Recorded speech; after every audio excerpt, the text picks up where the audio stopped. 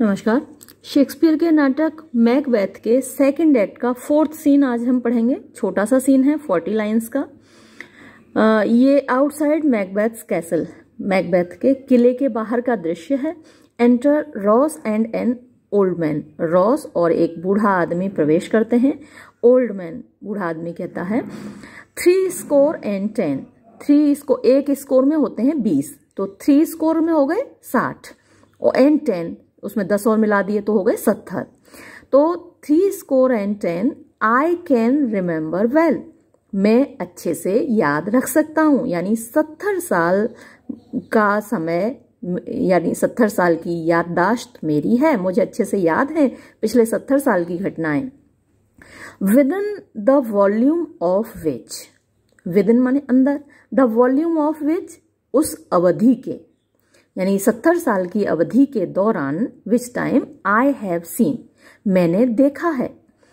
Hours घंटे या समय, ड्रेडफुल भयानक, एंड थिंग्स स्ट्रेंज, थिंग्स चीजें, स्ट्रेंज मीन्स विचित्र, तो मैंने भयानक समय और विचित्र चीजें देखी हैं।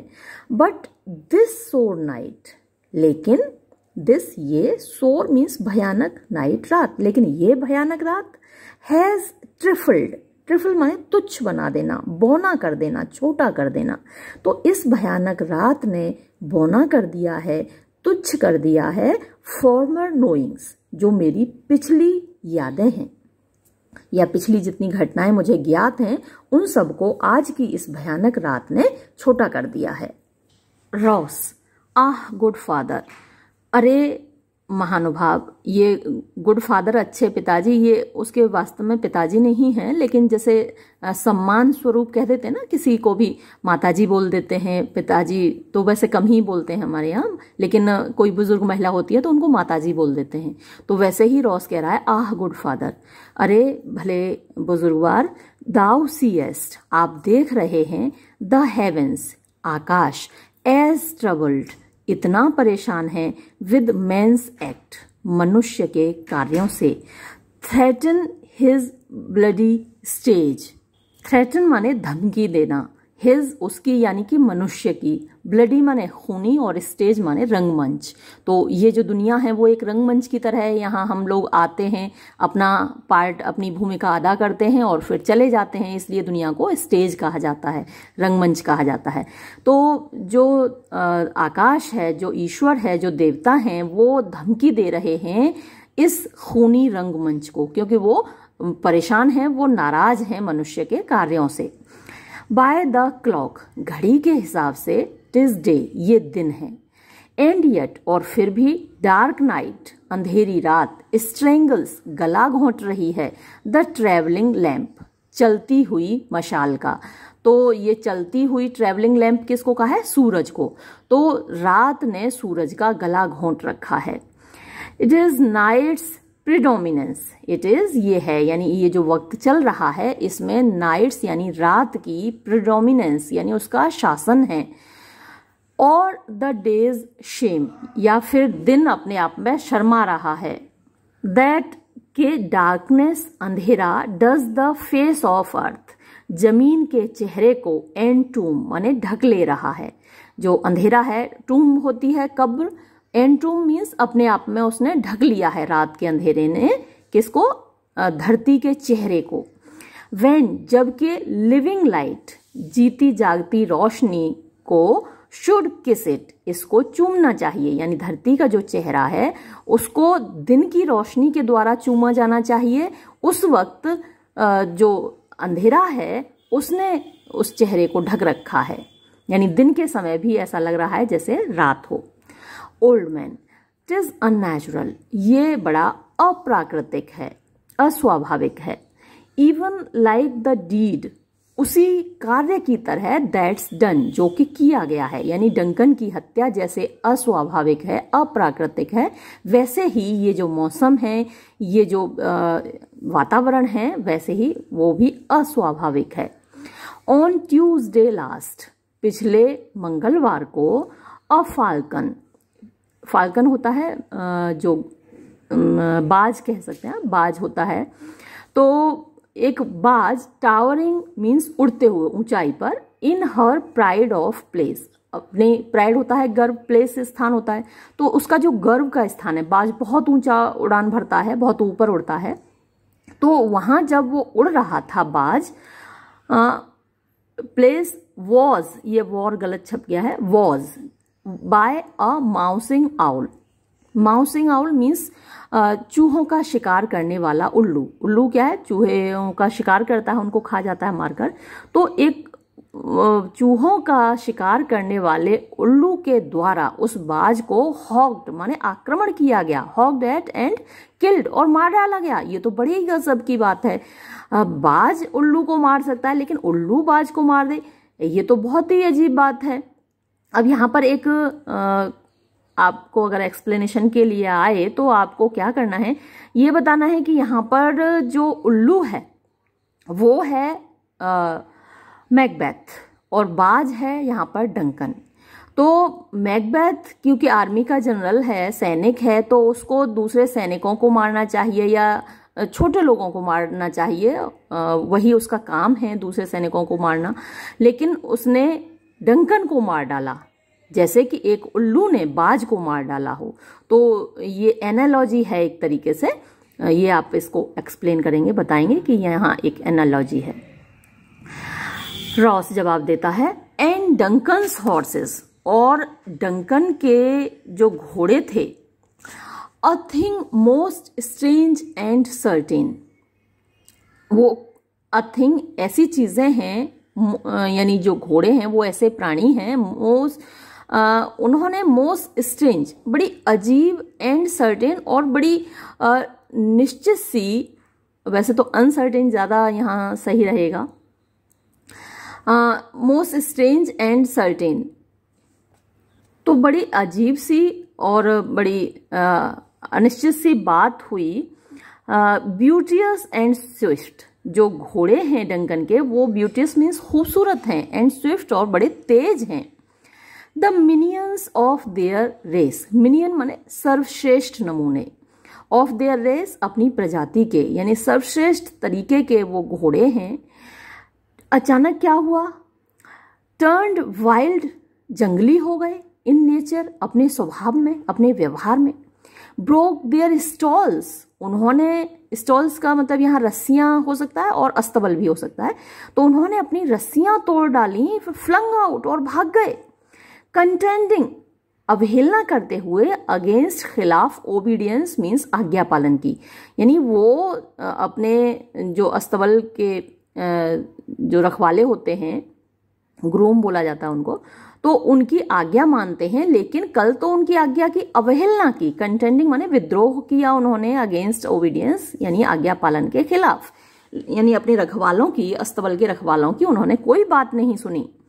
As they would make war with mankind, as जैसे कि, दे वुड मेक वॉर, वो युद्ध करना चाह रहे हों, विद मैनकाइंड मनुष्यों से, ऐसा व्यवहार था उनका।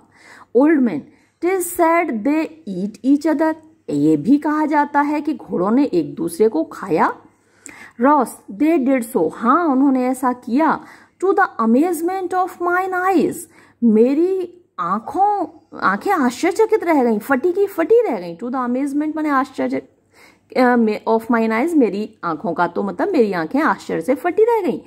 दैट लुक्ड अपॉन इट, यानी दैट माने जिन आंखों ने, लुक देखा, अपॉन इट इस दृश्य को। Here comes the good Macduff, यहाँ अच्छे मैकडफ आ रहे हैं।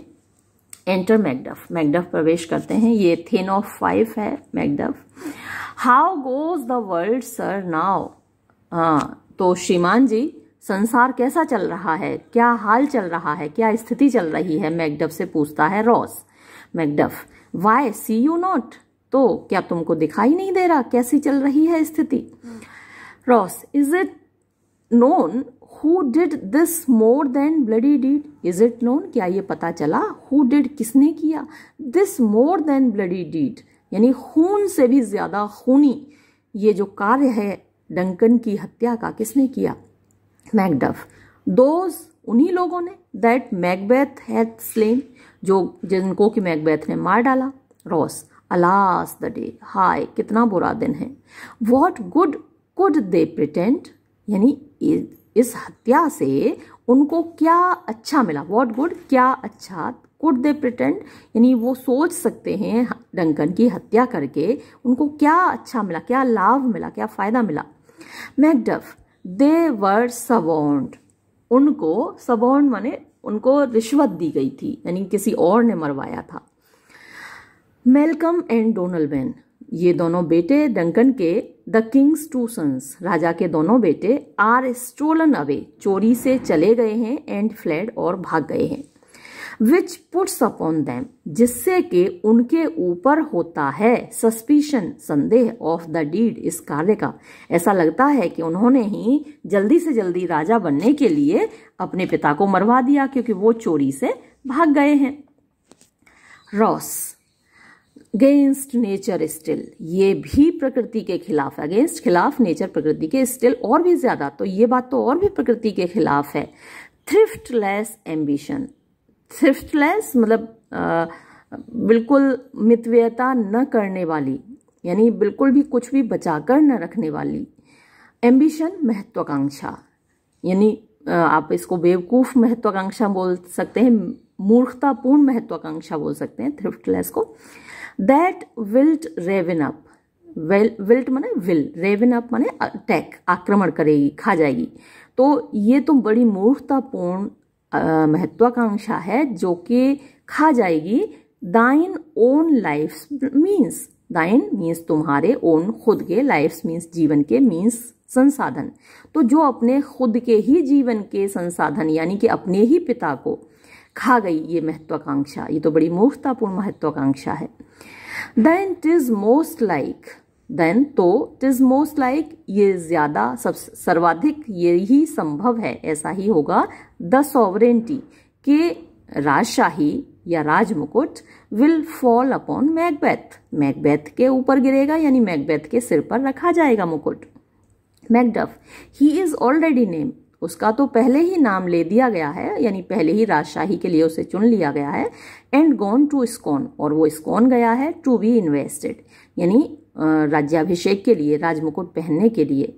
Ross, where is Duncan's body, Duncan का शरीर यानी डेड बॉडी, उनका शव कहाँ है। Macduff, carried to Colmekill, Colmekill एक जगह है जहां पर जो कि कब्रिस्तान है, तो वहां पर ले जाया गया है। द सैक्रेड यानी पवित्र, स्टोर हाउस यानी कब्रगाह, ऑफ हिज प्रेडिसेसर्स, उसके पूर्वजों की, यानी डंकन के पूर्वजों की कब्रगाह है।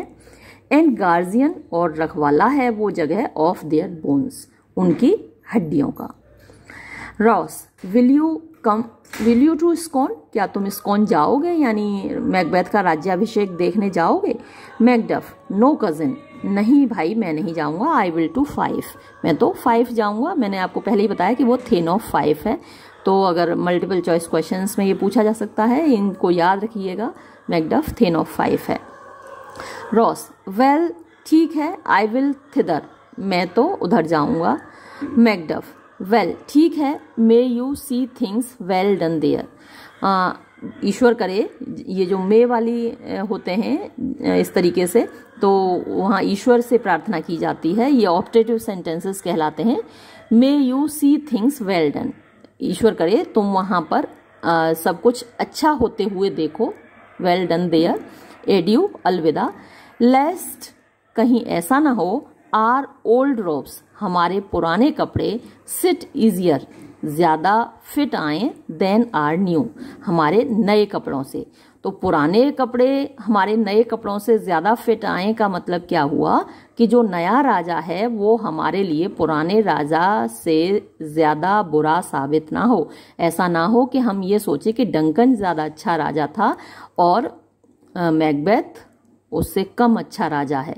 तो ईश्वर करे सब कुछ अच्छा हो आने वाले समय में। रॉस, फेयरवेल फादर, अलविदा महानुभाव, वो बूढ़े आदमी को कह रहा है, अलविदा महानुभाव।